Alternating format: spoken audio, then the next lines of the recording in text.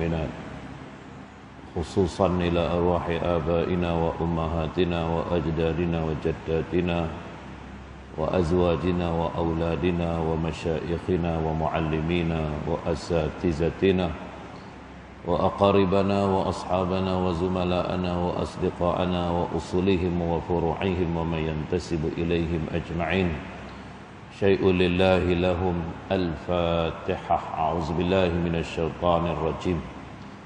بسم الله الرحمن الرحيم.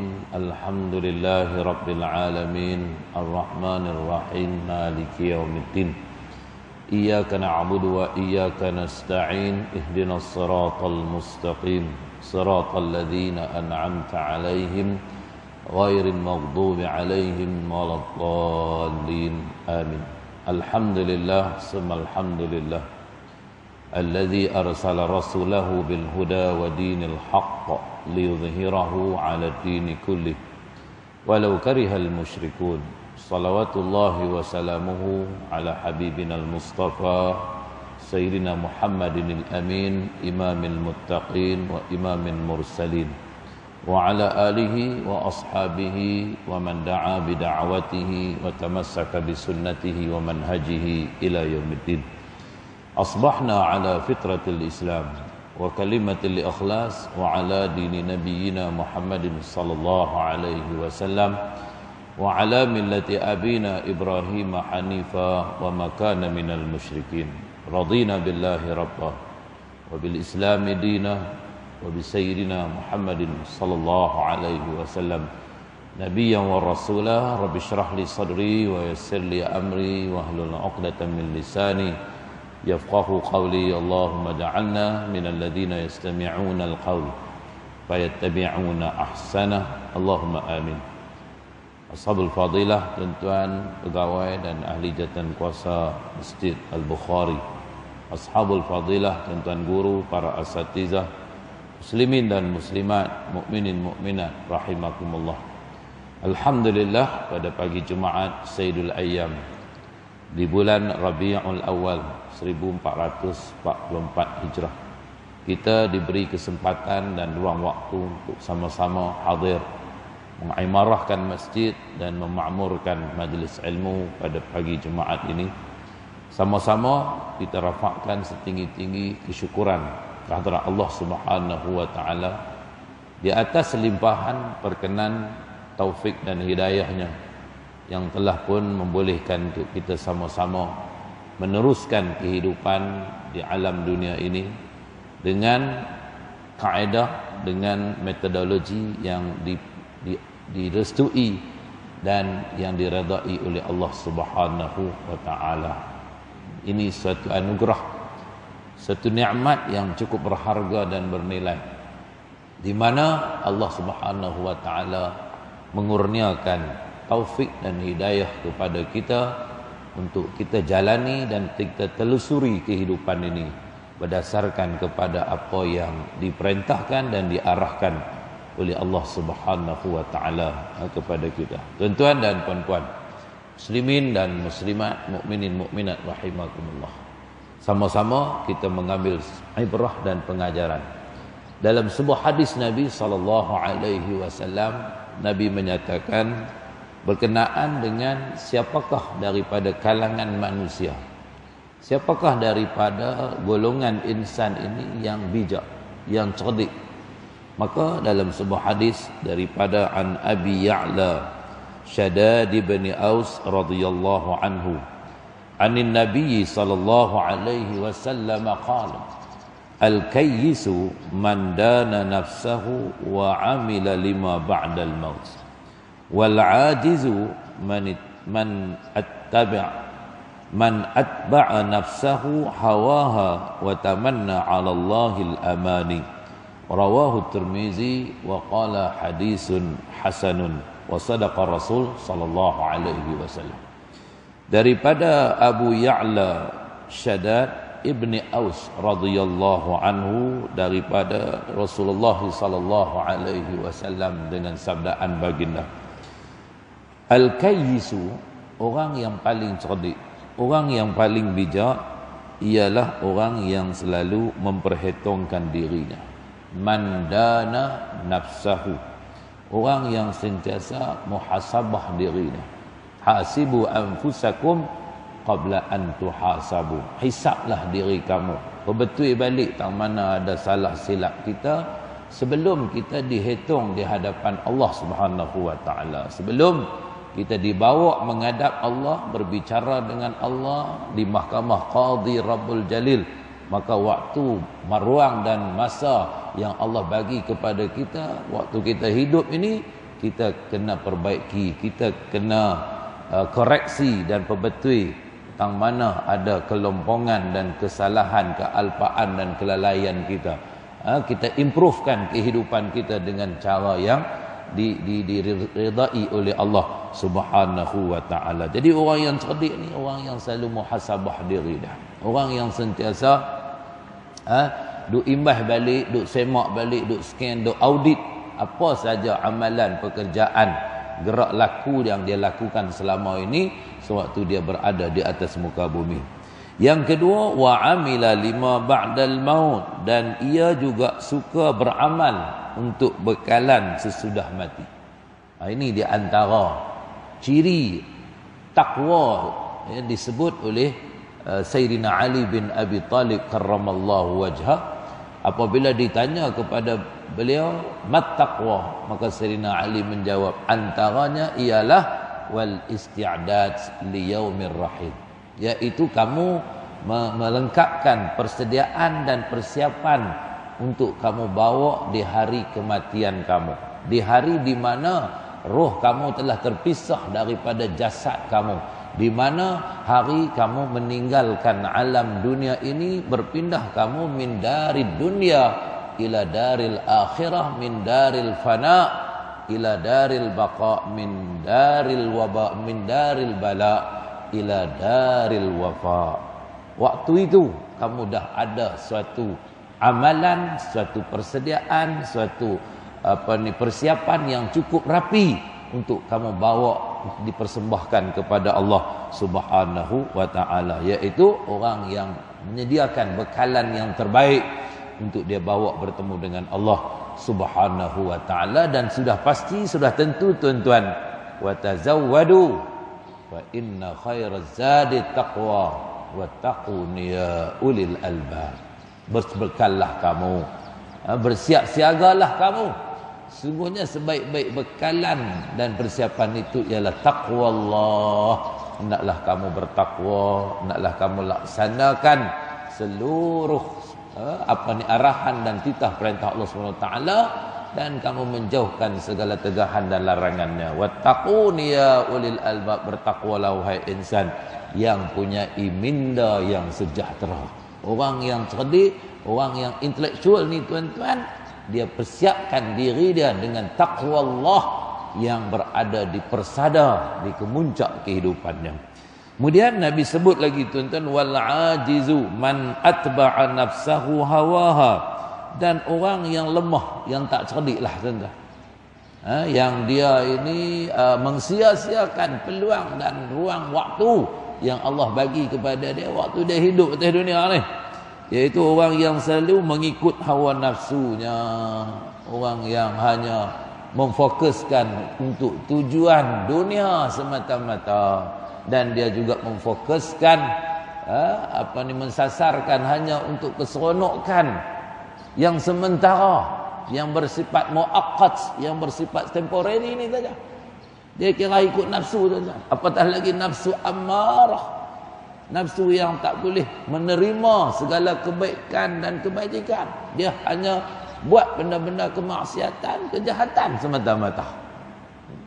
Amarah tuan-tuan, yang saya ajak manusia buat benda jahat, buat benda mungkar begitu.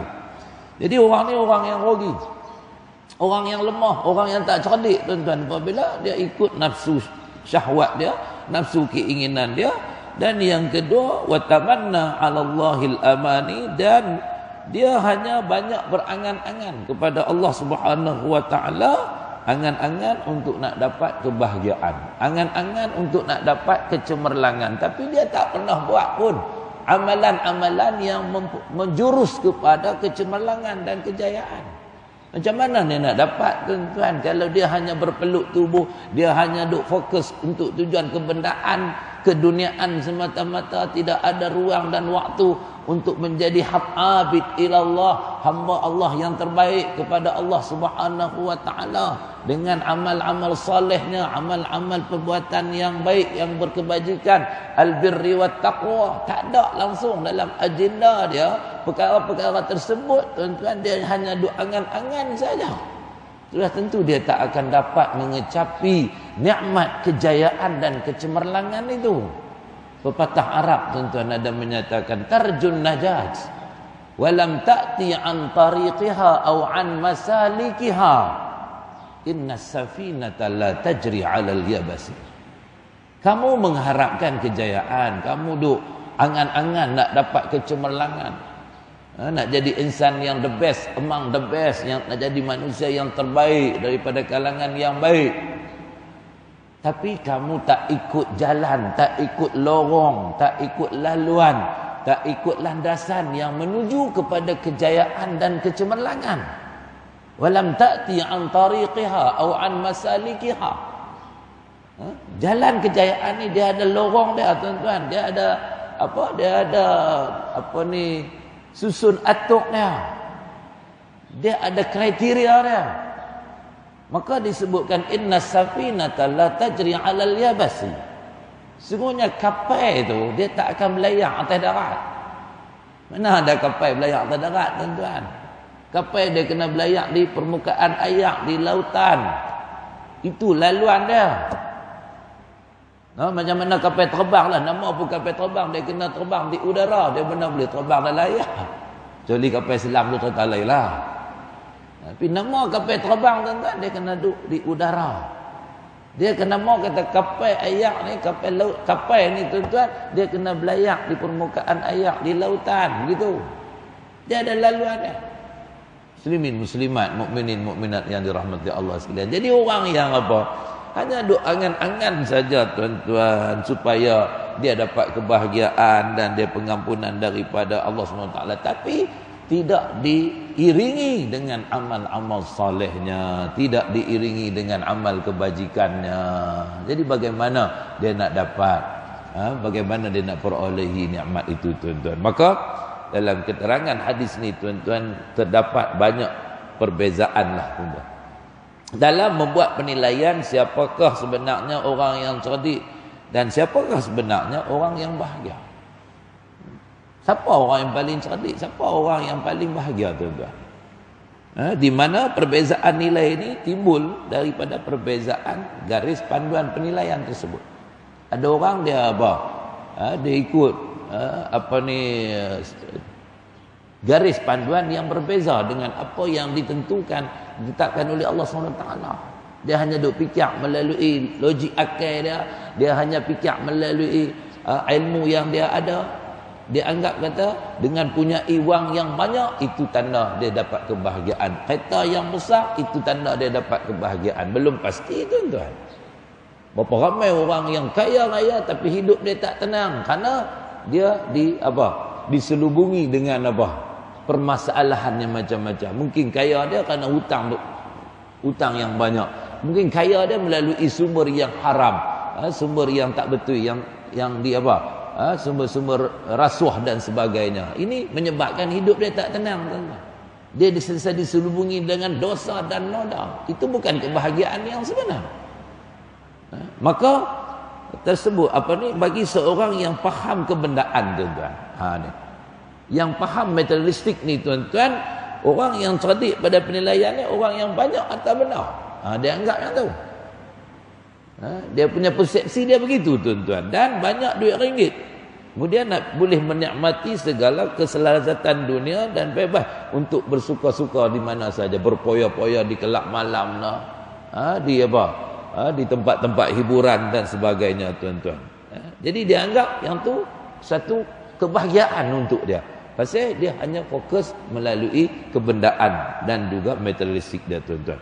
Dan ada sebahagian pula dengan tidak mengira atau memperhitungkan bagaimanakah ia akan mengakhiri kehidupan dunia ini, dan dia tentu tidak berfikir apakah yang akan ditemuinya dalam kubur nanti, dan tidak membuat rancangan bagaimana ia akan berhadapan dengan Allah SWT pada hari akhirat nanti.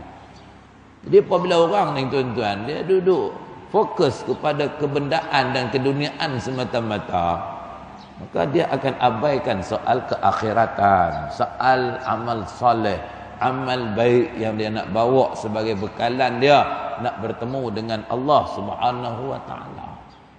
Dia tak fikir kata akhirat yang lebih kekal abadi, yang lebih abadan abadah, tapi dia hanya duduk seronok dengan dunia yang sementara. Ini orang yang rugi, tuan-tuan. Orang yang akan menyesal panjang di akhirat apabila pergi ke alam akhirat nanti kosong, nothing. Tak ada apa yang dia bawa mai. Hak dia bawa mai tu pun hak orang buh kat dia. Tahu apa orang buh kat dia? Kain kapan 4 kepin, 5 lai. Apa ni papan khanda 4 kepin, paku 10 puntung, minyak mawar, apa ayak mawar, apa barui. Hak tu ya. Hak apa yang roboh kat dia, hak tu dia bawa pergi. Hak dia sendiri tak ada. Mayang tak ada, puasa tak ada, zakat tak ada, haji tak ada, umrah tak ada, infak tak ada, sedekah apa pun tak ada. Dia duk habiskan segala duit ringgit dia ni untuk seronok, duk puaskan nafsu dia, melampiaskan syahwat keinginan dia semata-mata. Rugilah tuan-tuan. Tapi bagi orang yang beriman ni, dia mempunyai penilaian tersendiri yang berdiri atas dasar keimanan, tuan-tuan. Dia mesti tunjang utama, tonggak utama kehidupan manusia ni kena ada iman, kena ada takwa kepada Allah SWT. Karena apa? Setelah mana dia beriman dengan Allah Subhanahu wa taala dan Rasulnya, dan setelah mana dia beriman dengan hari pembalasan yang akan dihadapinya. Ini antara rukun-rukun iman yang kita semua pahami, yang kita semua maklumi. Maka orang ni apabila dia faham kata iman dengan Allah, iman dengan apa? Rasulnya, iman dengan hari akhirat. Illal ladzina amanu wa amilus salihat falahum ajrun ghairu mamnun. Dia faham yang tu.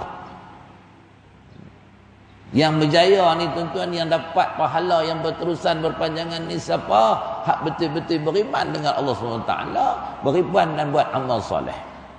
Jadi amal soleh ni dia banyaklah tuan-tuan, dia umum amal soleh ni.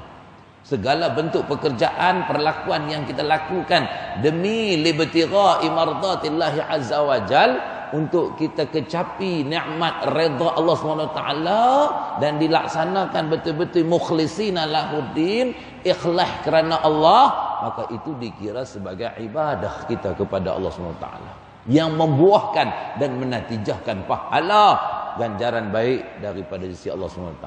Jadi orang yang hanya fikir lagu tu tuan-tuan, dia menganggap dunia ni sebagai satu jambatan, mazra'ah, sebagai satu ladang tuan-tuan untuk dia semai benih-benih amal soleh yang terbaik untuk dia bawa bertemu dengan Allah SWT, yang hasilnya dia tuai di akhirat nanti. Pahala itulah yang dia nak dapat di akhirat tu. Jadi orang yang faham lagu tu tuan-tuan, maka sudah tentu dunia ini bukan tempat bersuka-suka atau bermain-main sesuka hati. Dia tak akan jadi manusia yang al-ghafilun, manusia yang lalai tuan-tuan. Dia jadi manusia yang sentiasa sedar diri, yang sentiasa muhasabah diri, yang sentiasa memperbaiki daripada semasa ke semasa amal perbuatannya, amal ibadatnya, yang ditambah, ditopap dengan perbuatan-perbuatan yang baik, yang nanti segala amal salehnya itu tuan-tuan akan dipaparkan, akan ditunjukkan oleh Allah Subhanahu wa taala di akhirat. Wa may ya'mal mithqala dzarratin khairan yarah wa may ya'mal mithqala dzarratin syarran yarah. Dia faham yang tu. Kamu buat kebaikan walaupun kecil saja, kebaikan yang kamu buat, pasti kamu akan tengok ganjaran pahala daripada kebaikan yang kamu buat.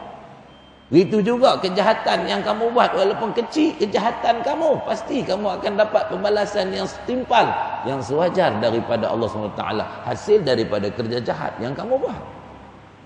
Dia yakin yang tu tuan-tuan, dia faham yang tu, maka dia akan laksanakan persiapan yang terbaik nanti untuk masa akhiratnya. Daripada semasa ke semasa dia meneliti, dia menganalisa apa bekalan yang akan dibawa pada dia. Al-Quran menyatakan apa tuan-tuan? Ya ayyuhalladzina amanu, ya ayyuhalladzina amanu taqullah wal tanzur nafsum ma qaddamat selighat wattaqullah innallaha khabirum bima ta'malun. Ayat tu sering dibaca dalam khutbah Jumaat tuan-tuan. Wahai orang-orang yang beriman, hendaklah kamu bertakwa kepada Allah Subhanahu wa taala. Wal tanzur nafsum ma qaddamat selighat. Dan setiap daripada diri hendaklah memerhati. Perhati maksudnya tengok dengan mata. Bukan takat perhati, mau fikir dengan akal, merenung,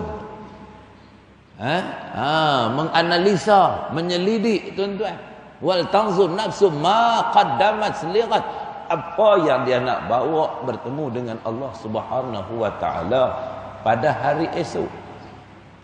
Esok maksudnya hari akhirat tu nak bawa bekal apa jumpa Allah Subhanahu wa taala. Wattaqullah. Allah suruh buat apa tuan-tuan? Hendaklah kamu bertakwa pada Allah. Bekal hak paling baik ni takwa Allah. Innallaha khabirum bima ta'malun. Semuanya Allah Maha mengetahui dengan apa yang kamu lakukan, apa yang kamu kerjakan. Jadi orang hak beriman ni tuan-tuan, orang hak cerdik ni, dia faham bahawa takwa Allah merupakan suatu aset dan dana yang cukup bernilai dan berharga kepadanya untuk dia bawa bertemu dengan Allah. Fa inna taqwallah hiya khairu wasilah nataqaddamu biha ila khaliqina yaumal qiyamah. Inilah ungkapan yang sering disebut oleh almarhum Al-Syekh Dr. Muhammad As-Sayyid Tantawi, mufti negara Mesir yang dahulu, almarhum. Setiap kali khutbah Jumaat tuan-tuan dia sebut yang ni, fa inna taqwallah hiya khairu wasilah. Semuanya takwa kepada Allah SWT merupakan jalan yang paling terbaik, bekalan yang paling berharga untuk kita bawa bertemu dengan Allah Subhanahu wa taala pada hari akhir. Nataqaddamu biha ila khaliqina yaumal qiyamah. Gitu tuan-tuan, muslimin muslimat, mukminin mukminat rahimakumullah. Maka orang ini menganggap dunia ini adalah laksana bendang tempat dia bertanam, sawah untuk dia bercucuk tanam, dan akhirat tempat ia memetik buah dia. Untuk nak dapat hasil tu akhirat tuan-tuan. Maka oleh kerana itu hidup dalam dunia ini dia terpaksa cari, terpaksa usaha untuk apa? Sara hidupnya dan saraan orang yang di bawah tanggungannya. Dia berusaha untuk dapat makanan dan minuman, dan berusaha pula memperolehi rumah kediaman yang dijadikan tempat berehat. Tetapi baginya makan dan minum adalah untuk hidup. Makan dan minum yang dia ada usaha ni, rezeki yang Allah bagi kat dia ni untuk hidup, bukan hidup untuk makan dan minum. Bukan dia nak fokus hanya untuk nak apa? Menyeronokkan, menggembirakan tubuh badannya dengan makan minum semata-mata, tapi dia makan dan minum tu untuk tujuan hidup, beribadat pada Allah SWT.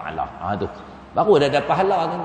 Kita makan, kita minum, kita baca bismillahirrahmanirrahim, Allahumma barik lana fima razaqtana wa qina adzabannar. Kita niat untuk kita nak apa? Mohon pada Allah supaya sehat tubuh badan kita untuk nak buat amal ibadat. Begitu tujuan makan minum kita. Makan untuk apa tuan-tuan? Makan dan minum adalah untuk hidup, bukan hidup untuk makan dan minum semata-mata menjadi mencari dunia untuk akhirat, bukan mencari dunia lupakan akhirat. Begitu maknanya apa? Dia jadikan dunia ini tuan-tuan sebagai suatu jambatan yang terbaik untuk dia bahagia di akhirat, bukan hanya cari dunia semata-mata dan mengalpakan, mengabaikan keakhiratan. Gitu antara apa yang disebut oleh Nabi SAW dalam hadis ni tuan-tuan, menceritakan bagaimana bezanya orang yang bijak, yang sentiasa memperhitungkan dirinya dan apa mengkoreksi, memperbetulkan salah dan silapnya untuk dia apa menambah baik amal-amal solehnya dan dia sentiasa bersedia dengan amal-amal yang terbaik untuk dia bawa di hari kematiannya, di hari di mana jenazahnya diusung daripada alam dunia berpindah berhijrah ke alam akhirat. Sementara orang-orang yang tak cerdik ni tuan-tuan, yang lemah, ialah orang yang hanya ikut nafsunya semata-mata dan dia hanya angan-angan sahaja untuk nak dapat kebaikan, tapi dia tak pernah buat pun amalan-amalan yang membawa kepada kebaikan dan juga kebajikan. Sekadar itu tuan-tuan, puan-puan muslimin muslimat, mukminin mukminat rahimakumullah, perkongsian ilmu kita pada pagi Jumaat yang penuh barakah ini, aqulu qawli hadza wa astaghfirullahal azim li wa lakum, wabillahi taufiq wal hidayah wal ridha wal inayah. Wassalamualaikum warahmatullahi wabarakatuh. A'udzubillahi samil alim minasyaitonir rajim. Bismillahirrahmanirrahim. Alhamdulillahirabbil alamin wassalatu wassalamu ala rasulil amin wa ala alihi wa sahbihi ajma'in. Radina billahi rabba wa bil islami dina wa bi sayyidina Muhammadin sallallahu alaihi wasallam nabiyya wa rasulah. Allahumma faqihna fid din wa 'allimna at-ta'wil wahdina siratakal mustaqim waj'alna min ibadikas salihin. Allahumma arinal haqqa haqqan warzuqna ittiba'ah wa arinal batila batilan warzuqna ijtinabah. Allahumma rabbana atina min ladunka rahmah wa hayyi' lana min amrina rasyada. Allahumma rabbana anzil 'alaina ma'idatan minas sama' takunu lana 'idan li awwalina wa akhirina wa ayatan minka warzuqna wa anta khairur raziqin. Allahumma ansuril islam wal muslimin wa adhilli syirka wal musyrikin wal kufra wal kafirin wal nifaqa wal munafiqin wal zulma wal zalimin. Ya qahhar ya jabbar ya muntaqim ya Allah ya Allah ya Allah ya dzal jalali wal ikram. Ihzimu mansurna alaihim. Rabbana atina fid dunya hasanah wa fil akhirati hasanah wa qina adzaban nar wa adkhilnal jannata ma'al abrar. Ya Aziz ya Ghafar ya Rabbal alamin. Wa sallallahu wasallam ala sayyidina Muhammadin wa ala alihi wa sahbihi wa baraka wa sallam. Walhamdulillahi rabbil alamin. Subhanakallahumma wa bihamdik asyhadu an la ilaha illa anta nastaghfiruka wa natubu ilaik. Bismillahirrahmanirrahim. Wal 'asr innal insana lafi khusr illa alladhina amanu wa 'amilus salihat wa tawasaw bil haqq wa tawasaw bis sabr. Sadaqallahul azim. Wallahu a'lam bissawab. Taqabbalallahu minkum.